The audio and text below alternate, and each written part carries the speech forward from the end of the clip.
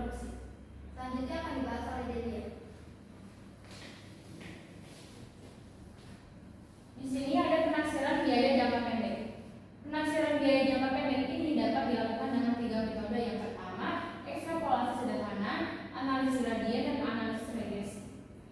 Ekstrapolasi sederhana merupakan metode penaksiran biaya yang paling sederhana, adalah dengan cara mengekstrapolasikan tingkat biaya marginal atau biaya variabel rata-rata saat ini pada tingkat output lainnya. Input variabel menghasilkan penerimaan returns yang konstan, dan oleh karena itu tidak ada keadaan dimensi returns atau dimensi returns dalam proses produksi jangka pendek.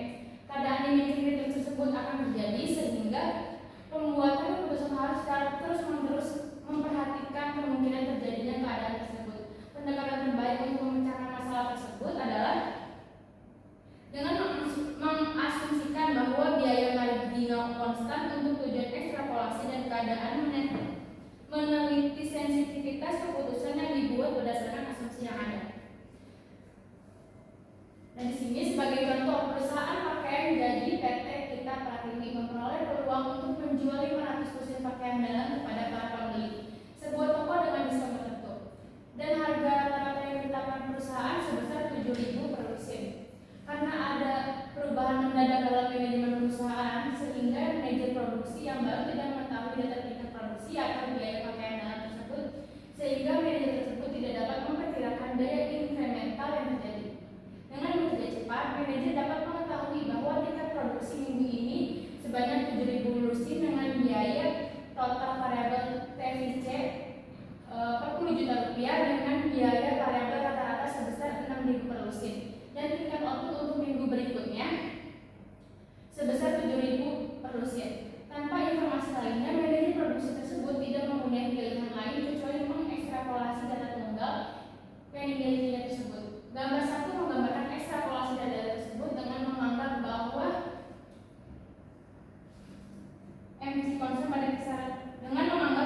MC konstan pada kisaran output.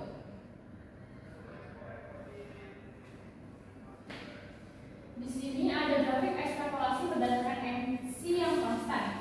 Grafik tersebut menunjukkan hubungan antara tingkat output dalam revolusi dengan biaya variabel total TVC, serta antara biaya variabel rata-rata AFC dan biaya marginal MC. Menunjukkan dari grafik tersebut terlihat bahwa TVC meningkat seiring dengan peningkatan tingkat output, sementara AFC dan MC menunjukkan kecenderungan yang berlawanan dengan adanya peningkatan tingkat output. Untuk memenuhi pesanan tambahan, diperkirakan bahwa kontribusi keputusan tersebut akan positif, namun sensitif terhadap asumsi bahwa biaya marginal tetap konstan. Penyelesaian: jika tidak ada biaya lainnya sebagai akibat dari keputusan untuk memenuhi pesanan toko tersebut, maka dapat diperkirakan biaya inkremental sama dengan VC kali Q tambahan sama dengan 6.000 rupiah dikali 500 sama dengan 3 juta rupiah. Penerimaan inkremental V dikali Q sama dengan 7.000 dikali 500 menghasilkan 3.500.000. Dari data tersebut dapat diketahui bahwa kenaikan TVC hanya sebesar 3,5 juta. Kenaikan tersebut akan meningkatkan TVC menjadi 45.500.000, dan ini berarti AFC pun akan meningkat menjadi 6.067 atau sedikit lebih tinggi dari AFC pada tingkat output sebelumnya. Jadi keputusan ini sangat sensitif terhadap asumsi biaya marginal yang konstan tersebut. Oleh karena itu disarankan agar PT Gina Pratiwi agar tidak memenuhi pesanan tambahan itu. Jika perusahaan ini tidak yakin bahwa TVC meningkat dengan tingkat yang konstan atau menurun, oleh karena tingkat output selalu berfluktuasi dari waktu ke waktu, maka pengambil keputusan harus mampu menemukan dua observasi data biaya atau output atau lebih, dan dengan dua observasi atau lebih pengambil keputusan dapat melakukan ekstrapolasi sederhana.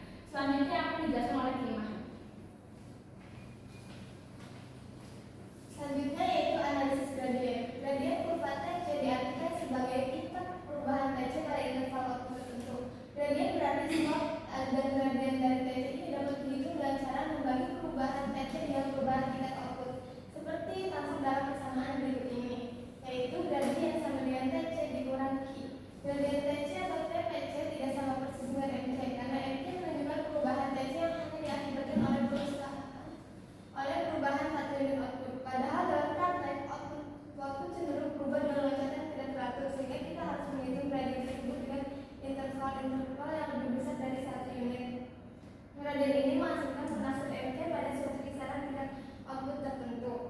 Sebagai contoh, PT Gita Pratiwi menerima pesanan untuk memproduksi 500 lusin pada hari itu. Perhatikan bahwa TPC untuk memproduksi 7.500 lusin adalah 48.750.000 dari hasil 6.500 dikali 7.500. Dan demikian gradien TPC dapat dihitung dengan cara berikut, yaitu 48.750.000 dikurang 42 juta dibagi 7.500 dikurang 7.000 sama dengan 6.750.000 dibagi 500, hasilnya yaitu 13.500. Jadi perubahan TPC pada interval output 7.000 dikurang 7.500 lusin adalah 13.500 per unit. Ini adalah nilai MC pada kisaran output tersebut.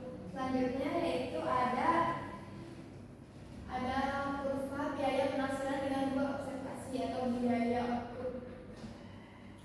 Grafik tersebut menggambarkan hubungan antara tingkat output per minggu dalam ribu lusin dengan biaya variabel total atau TPC untuk PT Gita Pratiwi. Terlihat bahwa TPC mengalami penurunan ketika terjadi penurunan tingkat output akibat absensi karyawan yang membolos. Hal ini disebabkan oleh pengurangan biaya-biaya seperti gaji, tenaga kerja, penjualan mentah, dan penggunaan energi listrik yang berkurang.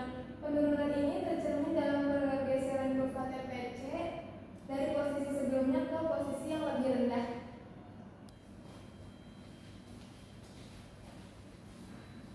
Selanjutnya, C. Analisis gradien dengan beberapa observasi.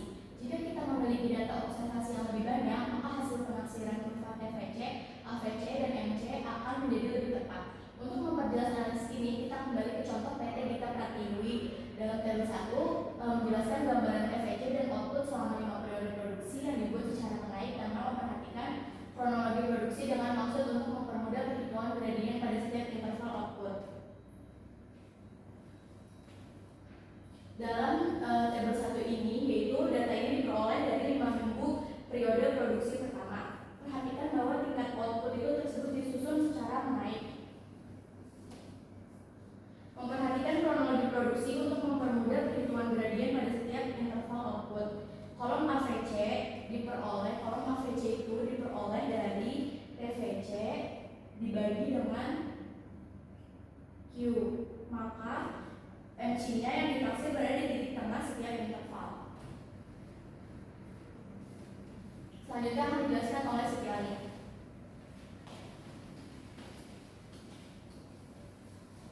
Di sini ada analisis regresi dengan data runtut waktu time series. Jika kita memiliki jumlah observasi data biaya output yang lebih banyak, maka kita dapat menggunakan analisis regresi untuk menaksir hubungan antara biaya dengan suatu tingkat output tertentu. Jika kita ingin menaksir fungsi biaya dari suatu perusahaan tertentu, maka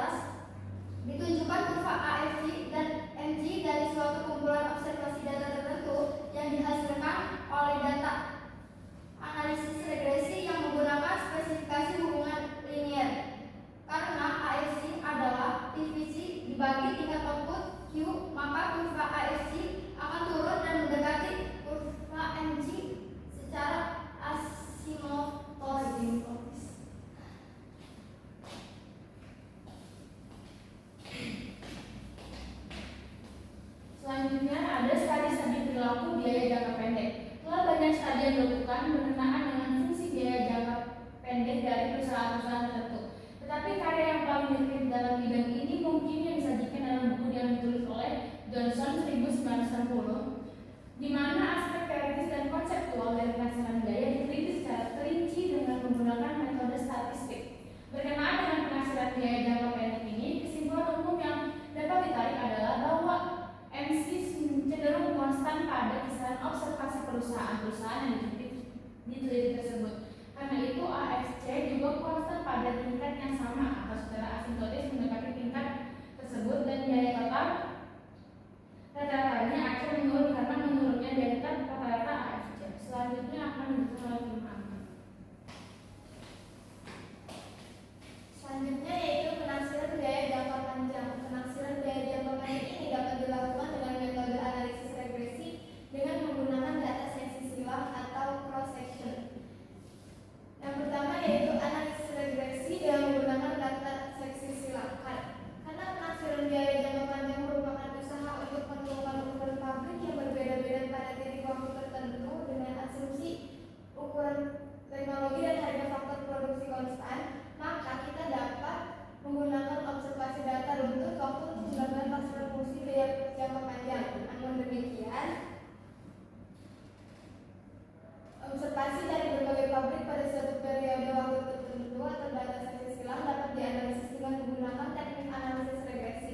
Oleh karena itu, kita perlu mengumpulkan pasangan-pasangan observasi data yang menghubungkan tiket output dengan biaya total untuk mendapatkan untuk setiap pabrik pada suatu periode waktu tertentu.